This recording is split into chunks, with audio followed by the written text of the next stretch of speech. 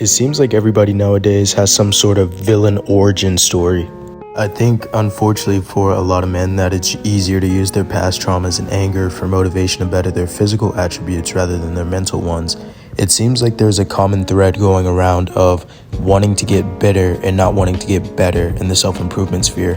And at first, I was thinking about making this video more comedic, poking fun at these type of guys who use their anger and their sometimes made up experiences in order to self-improve. But now that I think about it, that's not the best approach for people who feel that they're not valued in society, or that they've had things happen to them that nobody really cared about and that they still can't get past. First step in actually getting better and not getting more bitter is to honestly stop scrolling through social media. I know that sounds hypocritical since a lot of you guys follow my Instagram or whatever, but going through Instagram Reels and TikTok and all of that as a young male myself, it is absolutely dog shit. It doesn't matter what your algorithm is, you will be pushed something like a dating podcast of a guy asking, how rich does he have to be? And then like the chick is like, he has to be a millionaire. And then dudes who haven't even dated that many women or lived in the real world, they'll look at it and be like, women only want millionaires. And what do? They turn around and they go buy Andrew Tate courses, or they basically obsess over getting more and more money. But they'll tell you, oh, it's for self-improvement. I want to do it for myself. Most of these guys aren't doing it for themselves. They'll say they don't do it for women or that they do it for themselves. But really, at the end of the day, it's just because they want that validation that they didn't have before, that they got rejected, or that they didn't get the job they want, or they didn't get the money they want, they didn't get the respect they wanted. And all of this isn't to say that negative experiences can't lead to actual self-improvement. It's rather that you shouldn't constantly dwell on it and surround yourself in content and pages that constantly remind you of that trauma or what they did to you. You should want to self-improve because you never want to put yourself in that situation again or have somebody else in that situation. You should want to self-improve for yourself. That's why it's called self-improvement. If you're constantly improving yourself out of bitterness or to get back at people, it's not going to feel as good as if you did it for yourself. And trust me, I was one of these people before. A few years ago, I had like the worst year of my life. I got dumped. Damn! She asked for me back. I got dumped again. Then I had to put my dog down. Damn! And then I moved away from all my friends during the pandemic.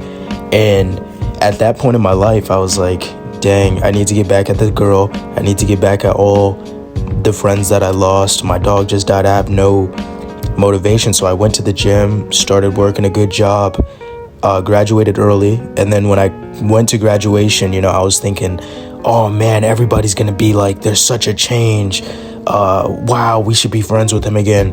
Oh, maybe my girl will want me back.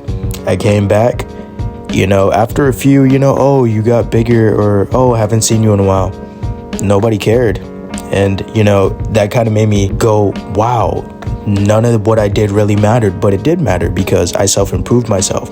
But I didn't get that satisfaction because I was so busy caring about what other people thought or about this power fantasy that I kind of lost my way. And I sympathize with a lot of young men who feel that right now. I am obviously older. I'm out of high school, but I'm still relatively young. So I can imagine that, especially in the social media age, if you're a young man and you got broken up with or people bully you and you go online and you see these things like make them all pay, you're going to get payback, self-improve, get more money, that eventually they'll get into it. But there may come a day where, just like me, they realize that none of it really mattered and they still feel kind of empty. So it's not like I have no idea what these guys are going through, or that I'm minimizing it by saying you've never been through anything. Truly, there's, I don't know, some kid in Libya getting bombed right now and you're complaining.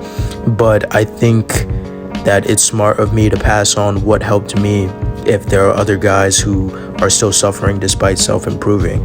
So I would say get off social media, get out of echo chambers, start living your life, and actually want to improve yourself. Take a deep look at yourself and see where you may be falling into patterns that put you into uncomfortable situations or situations that you don't like.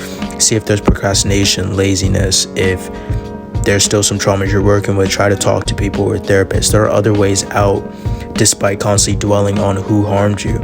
So in summary, that's just my 2 cents as a masked guy on the internet. But Comment any thoughts, concerns, stories, or anything really in the comment section. I'll probably respond to you guys. So thank you for all the support, especially on the last vid. We are at, it seems, 12K right now. I can't thank you guys enough. So thank you, and I'll catch you guys in the next video. Bye.